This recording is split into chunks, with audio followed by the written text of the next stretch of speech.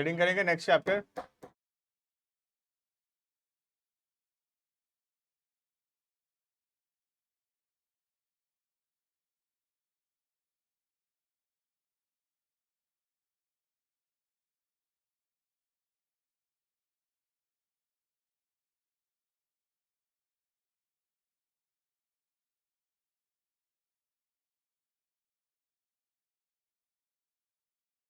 Online students, check your audio and video.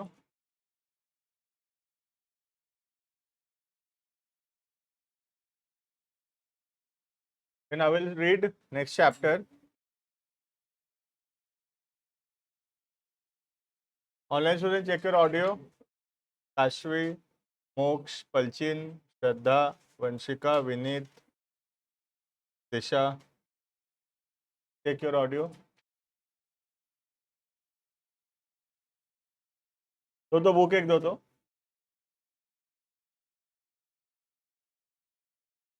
आओ कोई भी ला।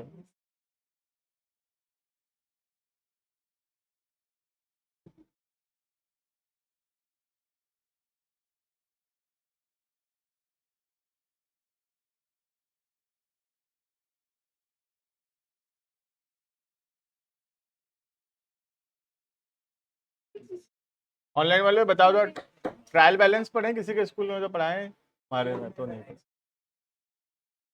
मांगो और कहीं से मांगो, यहाँ नहीं है। देखो चल रहा है तो देखो, ऐसी भी छोड़ दो। वंशिका तुम क्या स्कूल में पढ़ाए, ट्रायल बैलेंस पढ़ाए हैं?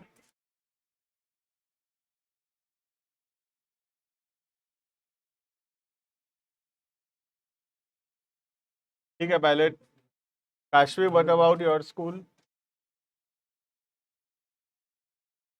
Because we can read trial balance or we can read depreciation.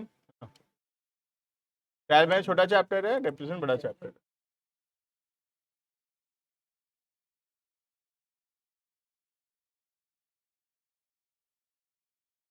है।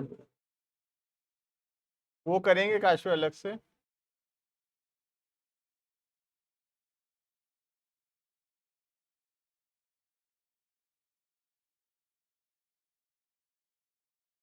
देखो यहाँ पे अभी जो चैप्टर्स हैं उसमें देखो इधर, एक तो हम लोग जीएसटी नहीं पढ़े हैं, वो हम पढ़ेंगे, थ्योरी है इसलिए नहीं पढ़ा रहा हूँ, एक क्लास लगेगा।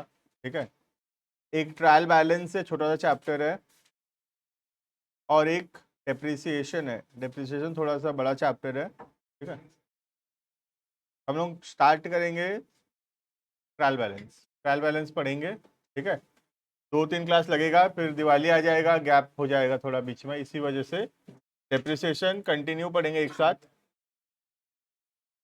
वंशिका ट्रायल बैलेंस आएगा कि नहीं तुम्हारे एग्जाम में? तो ऑफलाइन आओ ना, ऑनलाइन में बात कर रहे हैं हम लोग।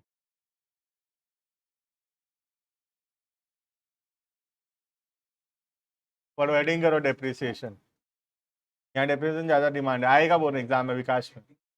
तुम्हारा तुम्हारा ना, इनका थोड़ी, इनका है अक्टूबर एंडिंग में। तो खत्म नहीं होगा डेप्रिसिएशन, बड़ा चैप्टर है, अभी से पढ़ाऊंगा तो अक्टूबर एंडिंग में खत्म होगा। Heading depreciation.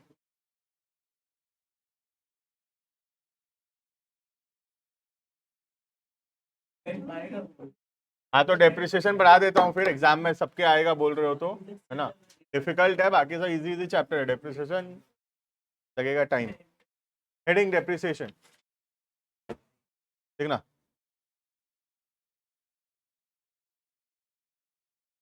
डेप्रिसिएशन मीन्स, अच्छे बंद। हेडिंग डेप्रिसिएशन, बैच 1 में तो पढ़ भी लिया हम लोग, मतलब बैच 2 में, उसके में उनके में BRS नहीं पढ़े। Depreciation means fall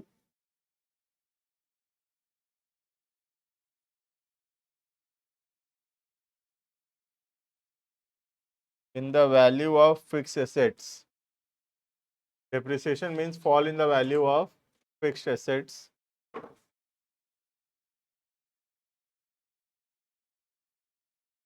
Due to usage, time, etc.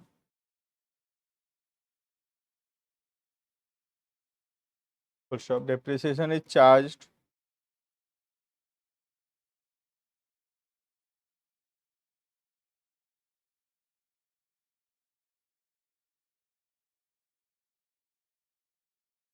depreciation is charged every year. Depreciation is charged every year by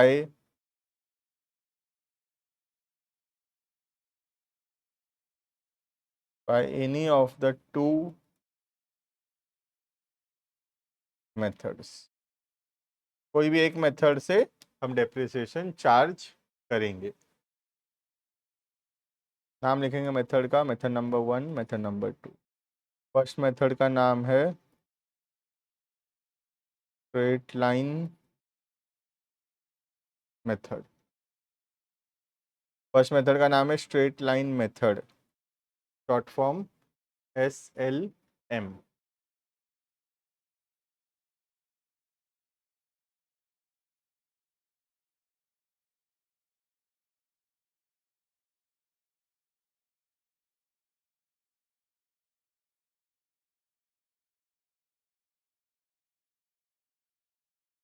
दूसरा मेथड है WDV, written down value method.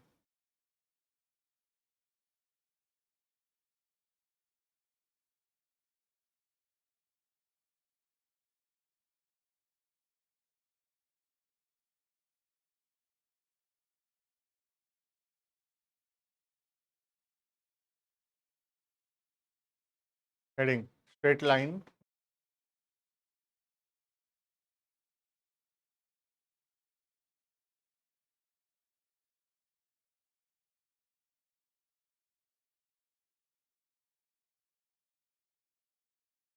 Straight line method में डेप्रिसिएशन कैसे चार्ज होता है? इसे सोचो, डेप्रिसिएशन का rate है 10% पर एनम। मतलब हमारा जो एसेट है हर साल 10% इसका वैल्यू कम हो रहा है, राइट। आज जैसे सोच लो मैं एक एसी खरीदा, लेट्स से फॉर 50,000, 50,000 में मैं एसी खरीदा। हर साल एसी का वैल्यू कम तो हो रहा है, बंद नहीं हो रहा था, चालू नहीं होता है, प्रॉब्लम सुनाओ, बंद नहीं हो रहा। सोचो, प्रॉब्लम का नाम सुनो। तो 50,000 का हम सोच लो लेट से एसी खरीदे, ठीक है। अब एसी जैसे जैसे हम लोग यूज कर रहे हैं, एसी का वैल्यू कम हो रहा है, हर साल एसी का वैल्यू कम होता जा रहा है। अब कितना कम हो रहा है ये बात एग्जैक्टली तो नहीं पता चल सकता। एग्जैक्टली पता चल सकता है क्या? एक साल का एसी 4,000 रुपया कम हो गया वैल्यू, या 2 साल के बाद एसी का वैल्यू 8,000, 10,000 कम हो गया, ऐसे फिक्स अमाउंट नहीं पता चल सकता, ठीक है। लेकिन हाँ, हम अनुमान जरूर लगा सकते हैं, एस्टिमेट जरूर कर सकते हैं कि हाँ एसी का वैल्यू कुछ वैल्यू कम हुआ है, 5-10,000, 20,000, कोई एक अमाउंट वैल्यू कम हुआ, राउंड अप टू, एग्जैक्ट नहीं बता सकते, ठीक है। तो क्या डेप्रिसिएशन कभी एग्जैक्ट हो सकता है? Answer is no. डेप्रिसिएशन कभी एग्जैक्ट नहीं हो सकता। डेप्रिसिएशन अपने आप में एक एस्टिमेट है, एक अनुमान है, राइट। जब मैं बोलता हूं कि मेरा एसेट हर साल 10% से कम हो रहा है, तो यहाँ मैं अनुमान लगा रहा हूँ, एस्टिमेट कर रहा हूँ। ऐसे कुछ फिक्स नहीं है कि 10% ही कम हो रहा है, ज्यादा भी कम हो रहा होगा, कम भी हो रहा होगा, कुछ ऐसे गारंटी नहीं है कि इतना रुपया कम हो रहा है। बात समझ में आ रहा है? तो the whole chapter of depreciation is itself an estimate, एक अनुमान है डेप्रिसिएशन, ठीक है। डेप्रिसिएशन को एग्जैक्ट नहीं बता सकता कितना रुपया डेप्रिसिएशन हुआ, क्लियर। सोच लो 10% है रेट सपोज, तो ईयर 1 में डेप्रिसिएशन कितना होगा एसेट का? 50,000, सॉरी 50,000 का तो था, 5,000, ठीक है। ईयर 1 में एसेट का डेप्रिसिएशन कितना हुआ? 5,000, राइट। ईयर 2 में फिर एसेट का डेप्रिसिएशन हुआ 5,000, सेकेंड ईयर यूज किए तो। थर्ड ईयर फिर से यूज किए तो एसेट का डेप्रिसिएशन हुआ 5,000, राइट। तो हर साल डेप्रिसिएशन क्या हो रहा है? फिक्स हो रहा है, सेम हो रहा है। 5,000 का डेप्रिसिएशन हर साल लगते जा रहा है एसेट्स के ऊपर, क्लियर है? क्या ऐसा रियल लाइफ में पॉसिबल है? सोच के बता, हर साल एसेट 5,000 कम हो रहा है, क्या ऐसा पॉसिबल है? ना, ऐसा पॉसिबल नहीं है। ये अपने आप में सिर्फ एक क्या है, एस्टिमेट है, अनुमान है। क्लियर है ये? तो this method of charging depreciation is called as straight line method. Straight line क्यों बोला जाता है? क्योंकि डेप्रिसिएशन हर साल सेम होता है। अगर डेप्रिसिएशन को मैं प्लॉट करूं एक ग्राफ पेपर में, तो वो एक स्ट्रेट लाइन फॉर्म करेगा, 5,000 5,000 5,000 5,000 एक स्ट्रेट लाइन फॉर्म करेगा, इसलिए नाम है उसका स्ट्रेट लाइन मेथड। समझ में आ रहा है? एक दूसरा मेथड हम पढ़ेंगे, समझा दे रहा हूं खाली, लिखो मत अभी। दूसरा मेथड का नाम है रिटन डाउन वैल्यू, नाम है WDV। ठीक है, इसमें क्या होता है देखना ध्यान से। सपोज मैं एसेट खरीदा, लेट्स से फॉर 50,000, ठीक है, और डेप्रिसिएशन का रेट है वही 10% पर एनम का। क्लियर? तो ईयर 1 में डेप्रिसिएशन होगा वही 5,000 का 10%, 5,000। तो एसेट का वैल्यू कितना बचा? 45 बचा एसेट का वैल्यू। 5,50,000 का एसेट था, 5,000 डेप्रिशिएट हुआ, एसेट का वैल्यू कितना बचा? 45 बचा। ईयर 2 में 45 का 10% कितना होगा डेप्रिसिएशन? 4,500। तो एसेट का वैल्यू कितना बचा? 40,500। समझ में आ रहा है इतना? थर्ड ईयर में 40,500 का 10%, 4,050। तो एसेट का वैल्यू बचेगा 36,450। समझ में आ रही है? तो यहाँ क्या हो रहा है देखना, सेकेंड मेथड में डेप्रिसिएशन हर साल कम होता जा रहा है। ईयर 1 में डेप्रिसिएशन हुआ 5,000, ईयर 2 में डेप्रिसिएशन हुआ 4,500, ईयर 3 में डेप्रिसिएशन हुआ 4,050, अभी ईयर 4 में 3645 होगा। ऐसे हर साल डेप्रिसिएशन कम होता जाएगा, इसलिए मेथड का नाम है रिटन डाउन वैल्यू। मतलब हर साल डेप्रिसिएशन क्या होता है? कम होता चला जाता है। हर साल डेप्रिसिएशन कम होता चला जाता है। मेथड का नाम है रिटन डाउन वैल्यू मेथड। समझ में आ रहा है नाम से लॉजिक? ठीक है, तो स्ट्रेट लाइन मेथड के अंदर डेप्रिसिएशन हर साल सेम होता है, और रिटन डाउन वैल्यू मेथड के अंदर हर साल डेप्रिसिएशन जो है वो कम होता चला जाता है। राइट? दोनों मेथड के अंदर ईयर 1 में सेम ही होता है, ईयर 1 में सेम ही होता है, ईयर 2 से बदलने लगता है। ठीक है, SLM में तो वही रह जाता है हर साल 5,000 5,000 5,000 हर साल सेम रहता है, लेकिन WDV में हर साल जो है वो कम होता चला जाता है। क्लियर है ये? So this is the two method of charging depreciation. One is straight line method and second is written down value. ठीक है, अब तुम मुझे 2 मिनट लो और सोच के बताओ कौन सा मेथड ज्यादा सही है, WDV या SLM? इजी SLM ज्यादा है, इजी SLM। 5 लाख का 10% फिक्स हो गया, 5,000 कम करते रहो बेट। ठीक है, इजी है, बट सही जो है वो है WDV, written down value method सही मेथड है डेप्रिसिएशन लगाने का। रीजन बताता हूं क्यों। रियल लाइफ में भी ऐसा ही होता है। सोचो, मैं एग्जांपल दे रहा हूं, आज सोच लो मैं एक मोबाइल खरीदा, कौन सा, कहां तक पहुंच गया? iPhone 17 18 19 कहां पहुंच गया? 17। तो 17 खरीदा, ठीक है, तो कितना पड़ रहा है? 1.5 लाख ले लूं एग्जाम्पल में। तो मैं 1.5 लाख का एक मोबाइल फोन खरीदा, ठीक है, 2 महीना यूज किया हूं या 6 महीना यूज किया हूं, इसका वैल्यू कितना हो जाएगा? बेचने जाऊंगा तो कितना में बिकेगा? 1 लाख में बिकेगा। 50,000 तो कम होना ही है, डब्बा खोलते ही 50 कम है ना?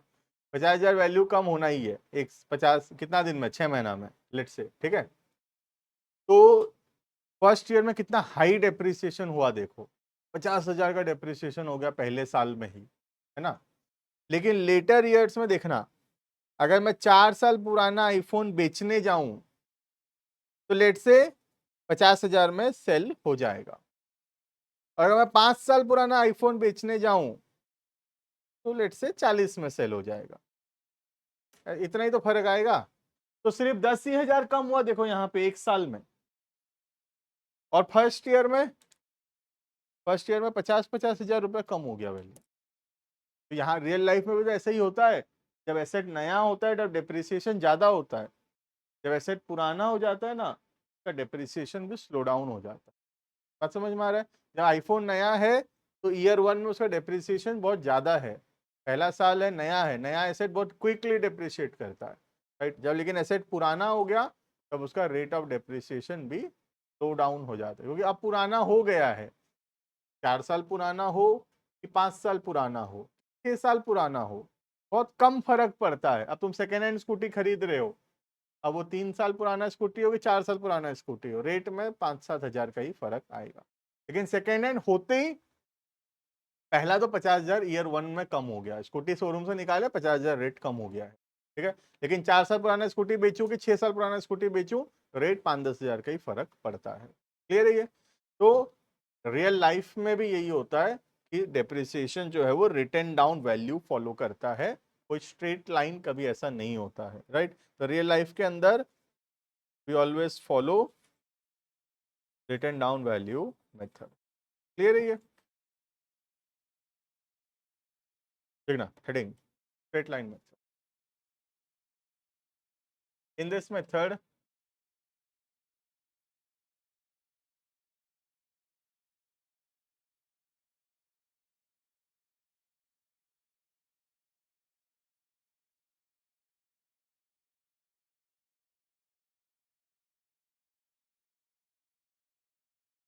in this method a fixed amount of depreciation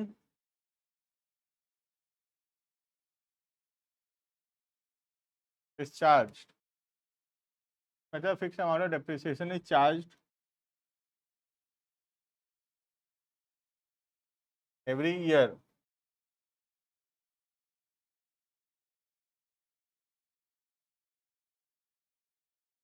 on the original cost of the asset. On the original cost of the asset. Full stop.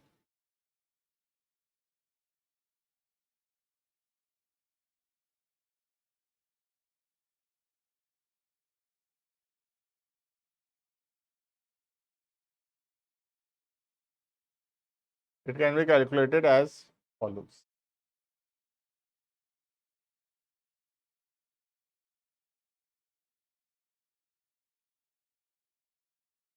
Formula लिखो, डेप्रिसिएशन इक्वल्स टू, नया फॉर्मूला लिखा रहा हूँ, लिख लो पहले, समझते हैं। Original cost minus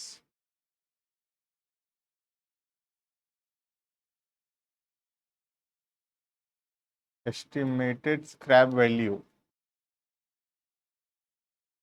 divided by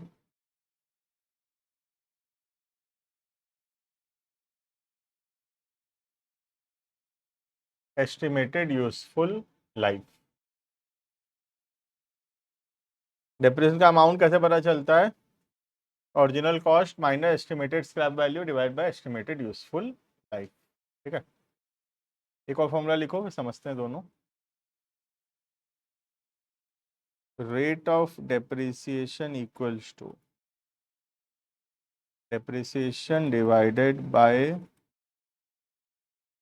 original cost into 100।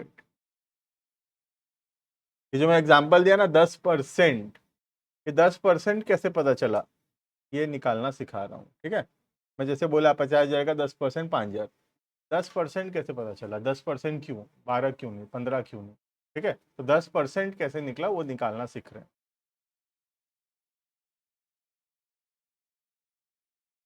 ठीक है।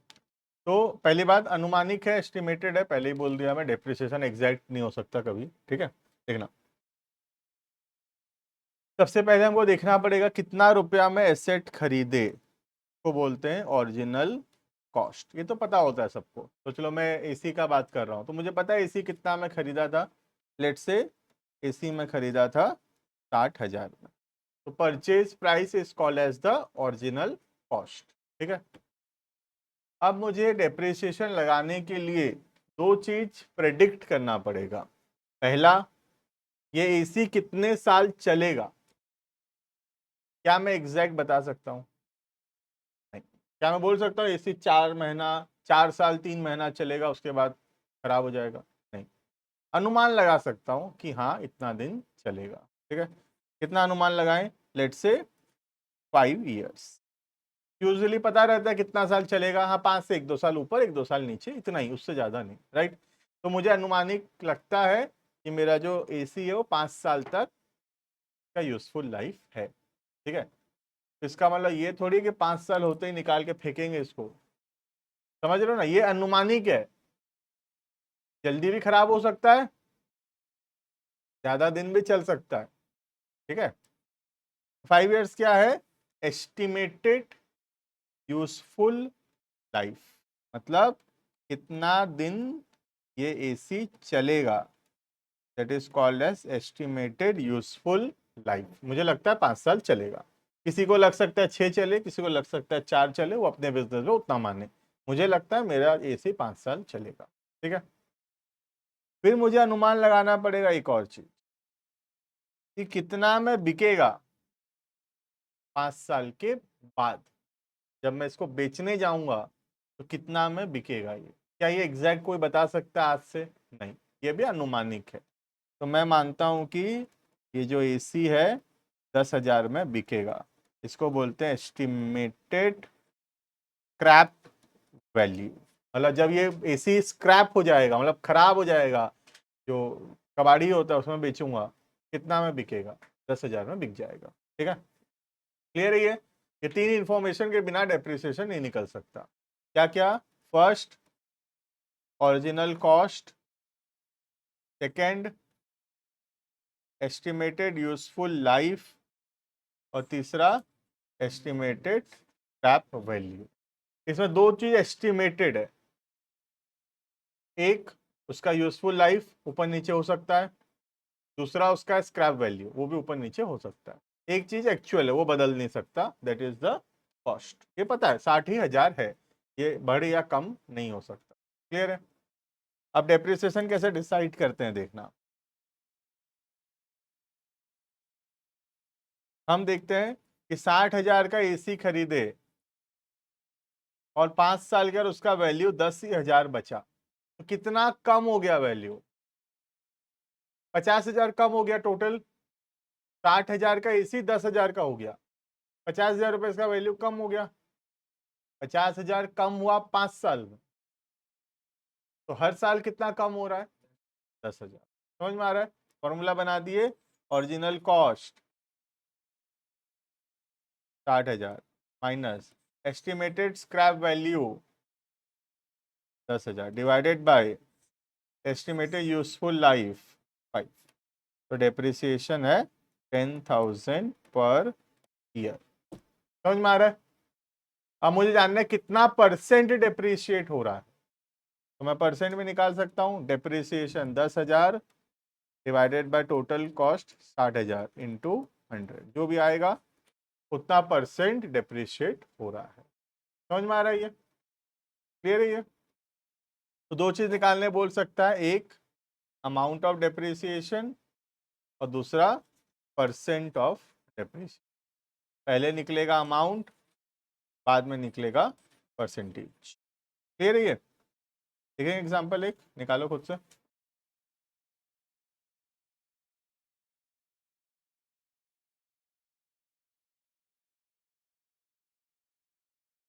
देखना, an asset was purchased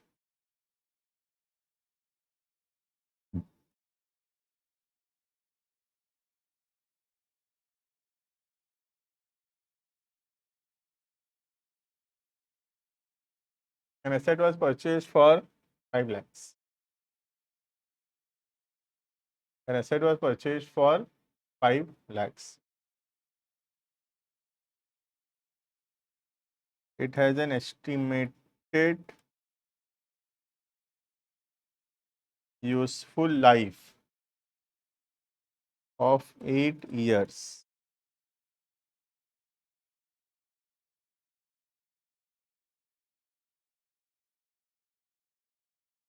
and scrap value of 1 lakh. समझ में आ गया क्वेश्चन? 5 लाख में एसेट खरीदे, 8 साल यूज होगा और 8 साल के बाद 1 लाख में बिकेगा। निकालो डेप्रिसिएशन पर ईयर कितना होगा। अमाउंट ऑफ, फॉर्मूला लिखकर, अमाउंट ऑफ डेप्रिसिएशन फॉर्मूला लिखकर।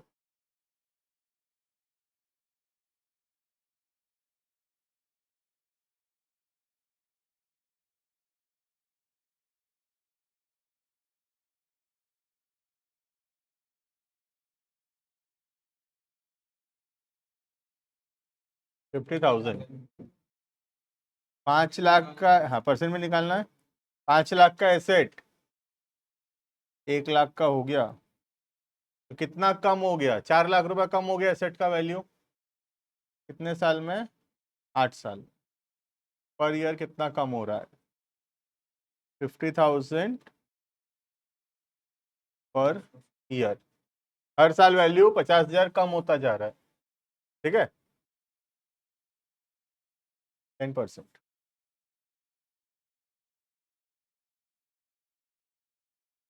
रेट ऑफ डेप्रिसिएशन 50,000 डेप्रिशिएट हो रहा है। कितना का एसेट? 5 लाख का एसेट। कितना परसेंट डेप्रिशिएट हो रहा है हर साल? 10%। समझ में आ रहा है? हर साल कितना कम हो रहा है? 10% कम हो रहा है। 5 लाख का 10%, 50,000 हर साल कम हो रहा है। Clear? This is straight line method. Next heading करेंगे मेथड नंबर 2।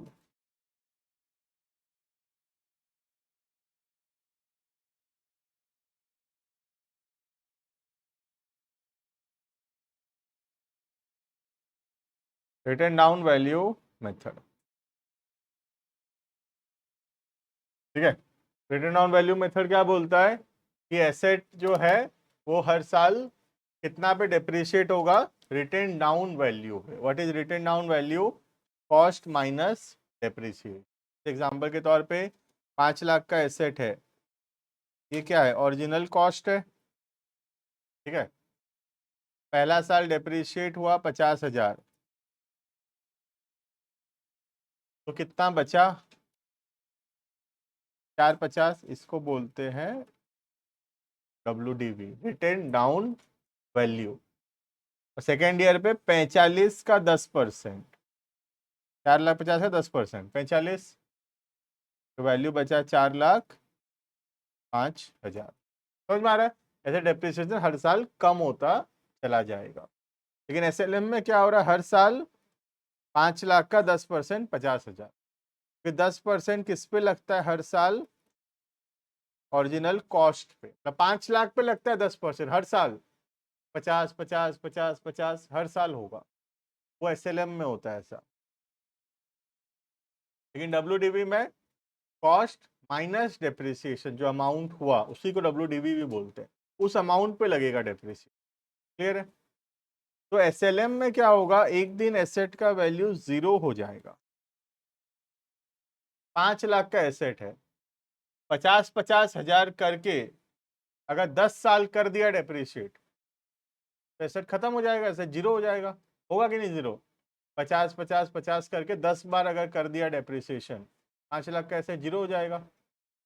लेकिन जो WDV है, इसमें कभी भी एसेट का वैल्यू 0 नहीं हो सकता। तुम खुद सोचो, 0 हो सकता है क्या? अगर 1 रुपया भी बच गया, फिर 1 रुपया पे 10%, 0.1, तो बच जाएगा 0.9। फिर 0.9 का 10%, 0.09, बच जाएगा 0.81। समझ ना प्रॉब्लम? तो यहाँ कभी एग्जैक्ट 0 नहीं हो सकता एसेट का वैल्यू। हाँ, राउंड अप टू 0 कर देंगे हम लास्ट में, बट एग्जैक्टली 0 कभी नहीं हो सकता एसेट का वैल्यू। समझ में आ रहा है ये? क्योंकि यहाँ पे 50, 50 करके 10 बार लगा, 5 लाख 0 हो जाएगा। वहां कभी 0 नहीं होगा, क्योंकि जो बचेगा ना उसका 10% लगता रहेगा। सोच लो कोई दिन 0.001 भी बच गया, तो फिर उसका 10% जब लगाएंगे 0.0001 हो जाएगा। समझ लो प्रॉब्लम। तो जीरो नहीं हो सकता, राउंड अप कर सकते हैं टू जीरो। और फिर सब आधा राउंड अप करेंगे, मेट्रियलिटी हम फॉलो करते हैं, और मेट्रियलिटी बोलता है ये सब छोड़ो, 1-2 रुपया है ना, जो इम्पोर्टेंट है मटेरियल है जिससे किसी को फर्क पड़ता है उस पर ध्यान दो, तो हम राउंड अप टू जीरो कर देंगे। क्लियर है?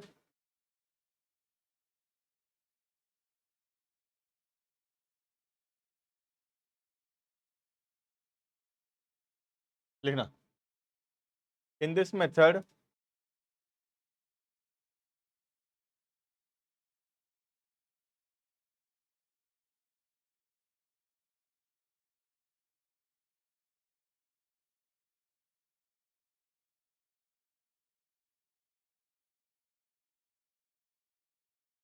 This method depreciation charge on the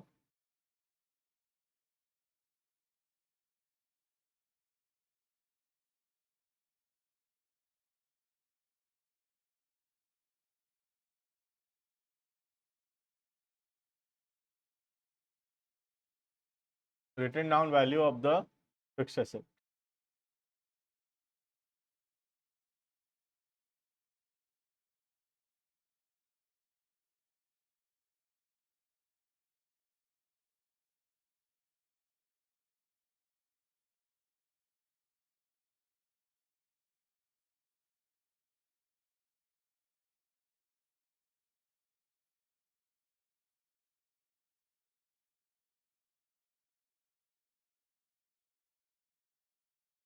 Written down value means original cost less depreciation till date।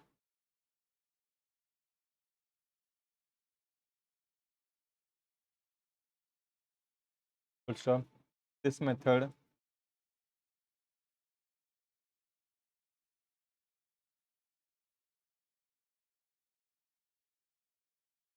in this year depreciation falls year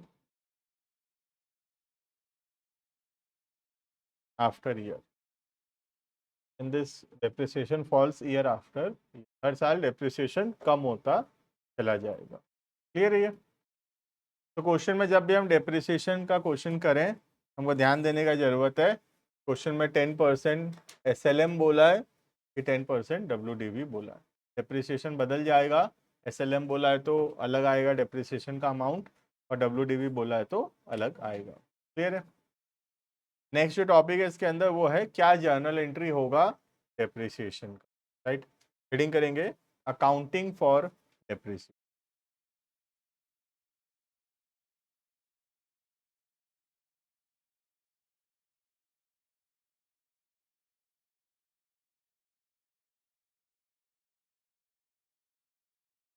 next topic है अकाउंटिंग फॉर डेप्रिसिएशन। तो हम पढ़ेंगे depreciation जब लगाया जाएगा तो उसका क्या जर्नल एंट्री होगा।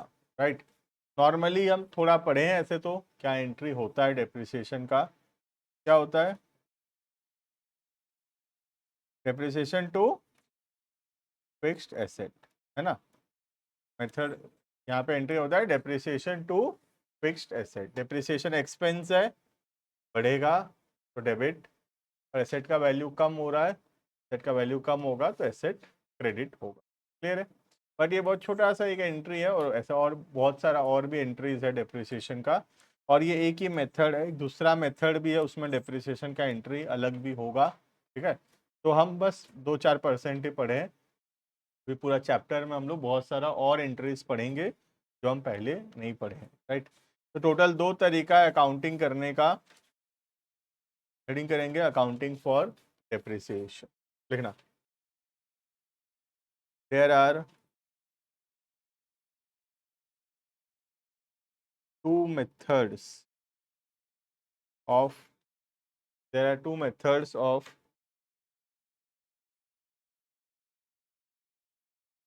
accounting for depreciation। There are two methods of accounting for depreciation। हम लिखेंगे method 1, method 2। Method 1, when depreciation is charged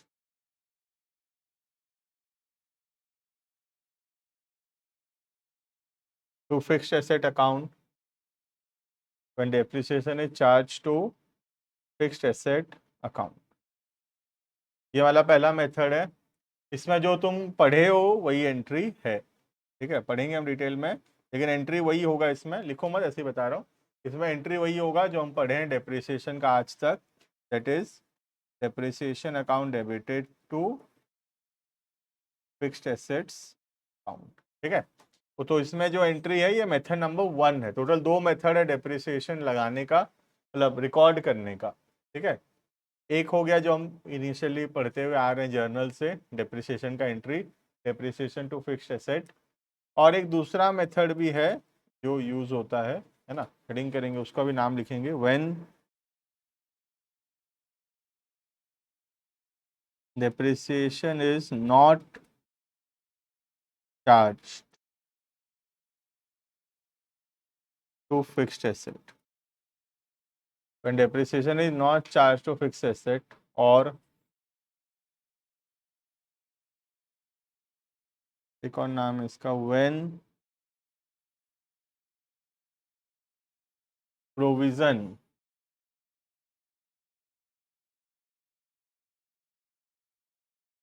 for depreciation is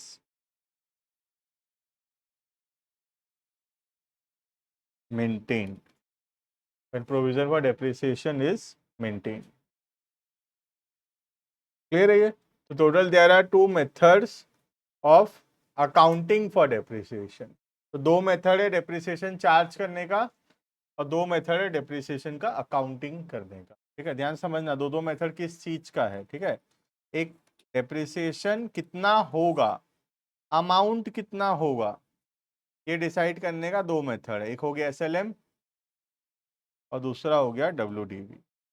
SLM और डब्ल्यूडीवी से क्या पता चलता है, what is the amount of depreciation, मतलब 50,000 होगा कि 40,000 होगा कि 30,000 होगा, अमाउंट पता चलता है डेप्रिसिएशन, ठीक है। अब अमाउंट जानने के बाद उसका जर्नल एंट्री भी तो करना पड़ेगा, ठीक है। तो अमाउंट जानने के बाद उसका क्या करना पड़ेगा, हमको जर्नल एंट्री करना पड़ेगा।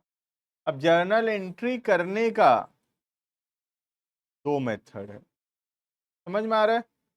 यहां पर भी इसका जर्नल एंट्री का वही 2 मेथड है। समझ में आ रहा है किस चीज का 2 मेथड है? एक अमाउंट निकालने का 2 मेथड है, एसएलएम डब्ल्यूडीवी, और फिर ये किसका मेथड है, ये दोनों जो है ये जर्नल एंट्री का 2 मेथड है। क्लियर है?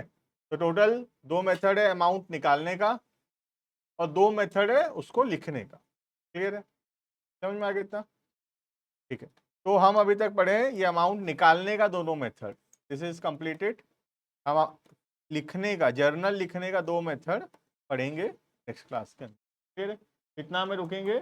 हम स्टार्ट करेंगे मेथड 1, इसमें 3 क्लास लगेगा। फिर हम पढ़ेंगे मेथड 2, इसमें 3 क्लास। क्लियर है? 6 क्लास चैप्टर कंप्लीट।